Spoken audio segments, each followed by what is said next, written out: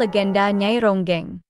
Pada suatu masa di tahun 1920-an, di tanah Jawa yang subur dan penuh kehidupan, terdapat sebuah kesenian yang mempesona dan memikat hati banyak orang, yaitu tari ronggeng.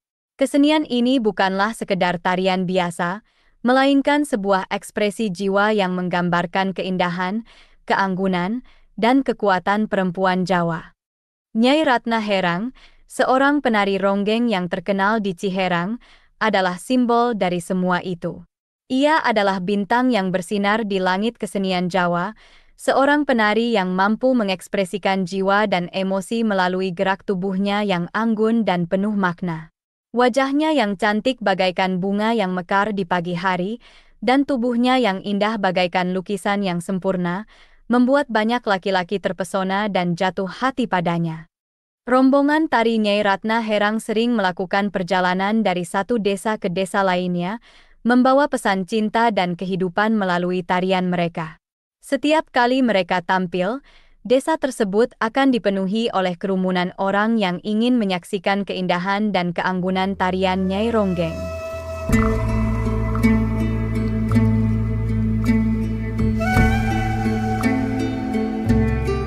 Namun, di balik gemerlap dan keindahan itu, terdapat pandangan negatif yang seringkali muncul dalam masyarakat. Ada anggapan bahwa penari ronggeng bisa diajak tidur oleh siapa saja yang mampu membayar dengan harga yang sangat tinggi. Anggapan ini menciptakan bayangan negatif dan merendahkan martabat penari ronggeng. Namun, kenyataannya jauh dari anggapan tersebut. Menjadi penari ronggeng bukanlah hal yang mudah. Hanya wanita dengan wajah cantik, tubuh indah, pandai bernyanyi, kuat, dan menguasai seni bela diri saja yang bisa menjadi penari ronggeng. Mereka adalah wanita-wanita pilihan, yang memiliki keahlian dan bakat khusus, dan yang telah melalui proses panjang dan keras untuk menjadi penari ronggeng. Nyai Ratna Herang adalah salah satu dari wanita-wanita pilihan tersebut. Ia adalah penari yang memiliki semua kualitas tersebut. Ia adalah wanita yang kuat, berbakat, dan berdedikasi. Ia adalah penari yang mampu mengekspresikan jiwa dan emosi melalui tarian, dan yang mampu memikat hati banyak orang dengan keindahan dan keanggunannya.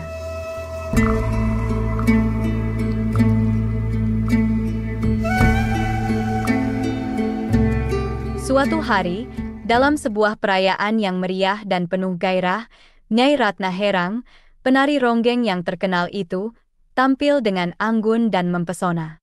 Acara tersebut dihadiri oleh kaum bangsawan dan para jawara, yang datang dari berbagai penjuru tanah Jawa untuk menyaksikan keindahan dan keanggunan tarian Nyai Ronggeng.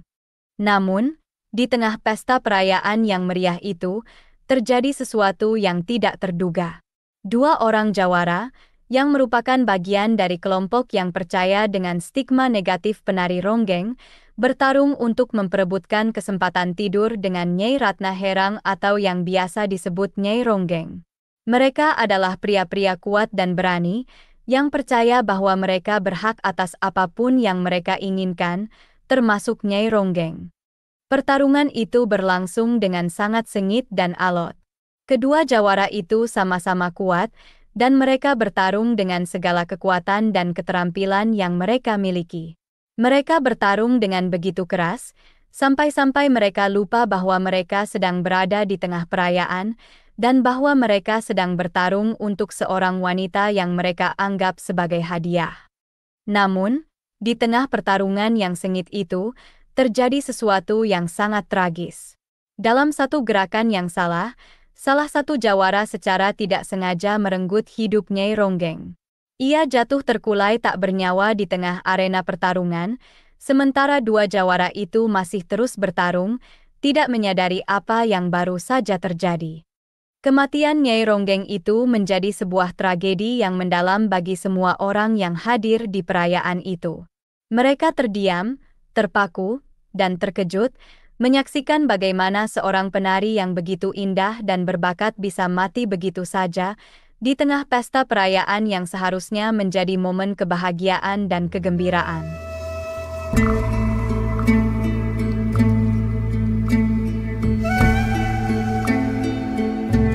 Nyai Ronggeng terbaring lemah di tengah arena pertarungan. Dua jawara yang bertarung untuknya tidak menyadari bahwa wanita yang mereka perjuangkan itu sudah tidak bernyawa lagi. Di tengah kerumunan yang terdiam, terdengarlah suara lemah Nyai Ronggeng.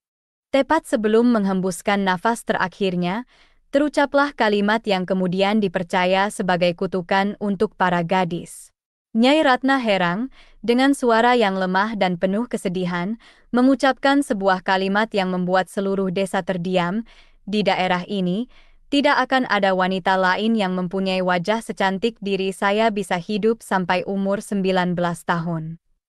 Kalimat itu terdengar seperti bisikan angin, namun memiliki kekuatan yang mampu mengubah takdir.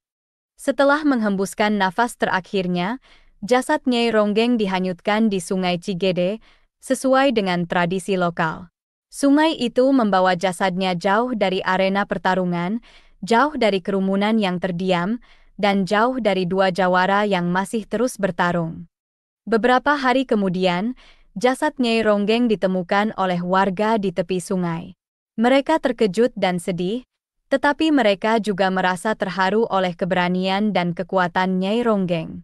Mereka mengumpulkan jasadnya dan menguburkannya dengan layak, sebagai tanda penghormatan dan penghargaan bagi seorang penari yang telah memberikan begitu banyak kepada mereka.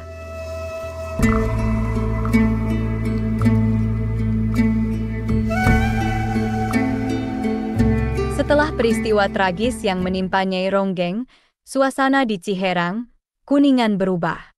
Kejambaran dan keserian yang biasa menghiasi desa itu digantikan oleh kesemasan dan ketakutan. Masyarakat mulai resah, terutama mereka yang memiliki anak perempuan. Mereka percaya bahwa kutukan Nyai Ronggeng masih menghantui desa mereka. Mereka percaya bahwa setiap gadis yang tinggal di desa itu akan menjadi korban kutukan tersebut. Oleh karena itu, mereka terpaksa mengungsikan setiap anak perempuan mereka ke kerabat yang ada di luar kota sampai berusia 19 tahun. Keputusan ini tentu saja tidak mudah bagi mereka. Mereka harus merelakan anak-anak mereka tinggal jauh dari rumah, jauh dari keluarga dan teman-teman mereka. Namun, mereka percaya bahwa ini adalah satu-satunya cara untuk melindungi anak-anak mereka dari kutukan Nyai Ronggeng. Setelah memasuki usia 19 tahun, anak perempuan Ciherang dan sekitarnya akan dikembalikan ke rumah orang tuanya. Mereka percaya bahwa pada usia itu, anak-anak mereka sudah cukup kuat untuk melawan kutukan Nyai Ronggeng. Namun, menurut cerita masyarakat setempat, setidaknya ada puluhan gadis yang dianggap sudah menjadi korban dari kutukan ini.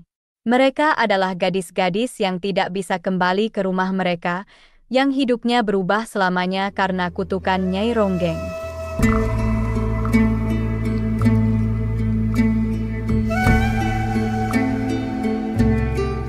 Meski dikenang sebagai pemberi kutukan, makam Nyai Ronggeng justru menjadi tempat yang dianggap keramat oleh sebagian masyarakat.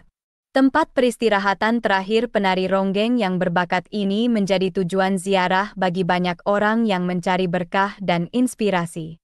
Para seniman tradisional seringkali datang ke makam Nyai Ronggeng, berdoa dan memohon agar karya mereka diakui dan disukai oleh masyarakat. Mereka percaya bahwa roh Nyai Ronggeng, yang selama hidupnya telah memberikan begitu banyak kepada seni dan budaya Jawa, dapat memberikan mereka inspirasi dan keberuntungan dalam karya mereka. Tidak hanya seniman, bahkan ada juga orang tua yang datang ke makam Nyai Ronggeng untuk meminta berkah bagi keturunan mereka. Mereka berdoa agar anak-anak mereka kelak memiliki paras yang cantik, seperti Nyai Ronggeng.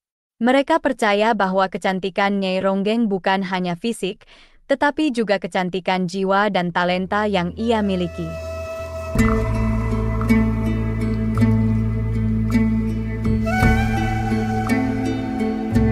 Namun, di balik semua itu, ada cerita yang lebih misterius yang beredar di kalangan masyarakat.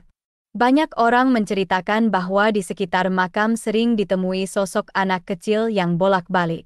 Anak kecil itu tampak tidak memiliki tujuan, hanya berjalan bolak-balik di sekitar makam.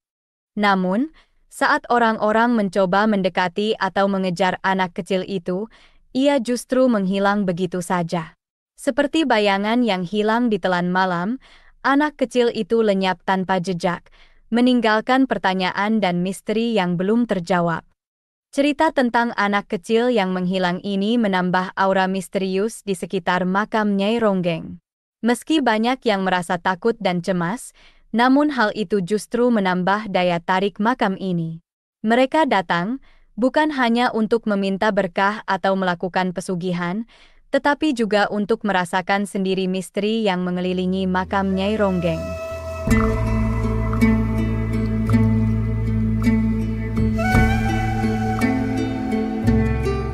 Legenda Nyai Ronggeng, meski mengandung banyak sisi gelap dan cukup disakralkan, namun tetap menjadi bagian tak terpisahkan dari warisan budaya dan seni Jawa. Nama Nyai Ratna Herang, atau lebih dikenal sebagai Nyai Ronggeng, masih dikenang dan dihidupkan melalui berbagai karya seni dan sastra. Lagu-lagu dangdut, dengan irama yang menggugah dan lirik yang penuh makna, seringkali menceritakan kisah dan legenda Nyai Ronggeng. Melalui lagu-lagu ini, cerita Nyai Ronggeng terus diceritakan dan diwariskan dari generasi ke generasi. Lagu-lagu ini menjadi media untuk mengenang dan menghargai Nyai Ronggeng, seorang penari yang berdedikasi dan berbakat, dan seorang perempuan yang berharga. Selain itu, terdapat salah satu karya sastra novel yang mengangkat kisah Nyai Ronggeng. Novel ini menggambarkan kehidupan Nyai Ronggeng dengan begitu detail dan mendalam, seolah-olah membawa pembaca ke dalam dunia Nyai Ronggeng. Melalui novel ini, pembaca dapat merasakan kehidupan, perjuangan, dan pengorbanan Nyai Ronggeng. Namun, di balik semua itu, legenda Nyai Ronggeng juga identik dengan kutukan para gadis. Kutukan ini menjadi bagian dari legenda Nyai Ronggeng, sebuah cerita yang mengingatkan kita semua tentang pentingnya menghargai dan menghormati perempuan. Meski legenda ini mengandung banyak sisi gelap, namun ia tetap dipercaya dan dihormati oleh masyarakat sekitar. Mereka percaya bahwa Nyai Ronggeng adalah simbol penting dari kekuatan, keindahan, dan martabat perempuan Jawa. Demikianlah kisah ini diceritakan, semoga dapat menghibur dan menambah wawasan. Segala kebenaran detailnya kita kembalikan kepada Allah, Tuhan yang Maha Kuasa, pemilik kisah kehidupan.